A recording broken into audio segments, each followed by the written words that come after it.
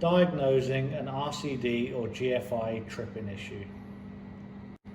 The most common cause for a GFI or RCD trip is moisture in the top plan.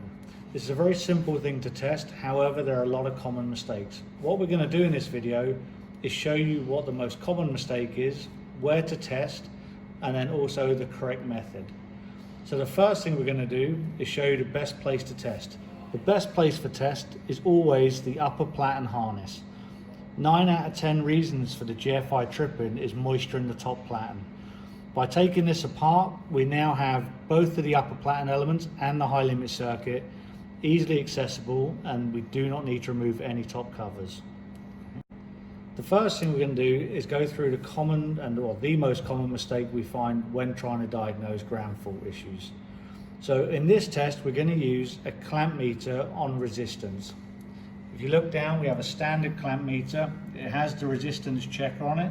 So to do the check, we're now going to connect one lead to ground, and the other lead we're going to put into this harness to each of the elements. Okay, so we do one test, and you'll see on the tester, it shows the element is good. I'm now going to move to the next probe, so keep in the same position. The next element, we can see, still shows a good element. And lastly, the high limit, again, still shows as good. Now to prove the tester, I'm going to put both probes together, and you can now see it shows a short. Okay, what we're going to do is repeat this test using a standard multimeter in low resistance check. This will show you where the difference is. Okay, so now we're going to perform the same test on the same element, but this time we're going to change the meter. Now we're using a standard multimeter on resistance. We're not using a continuity check, and you can see our range now goes up to 60 megohms. It's only low voltage, but you'll now see the results difference.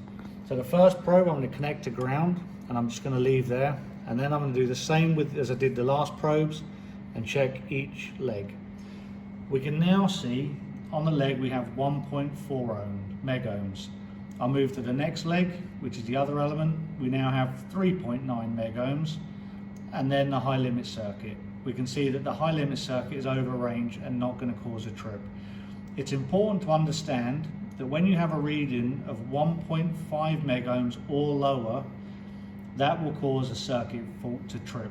Okay, that's a 30 milliamp RCD. If you have a 5 milliamp GFI, you're going to need to get to 3 to 4 megohms.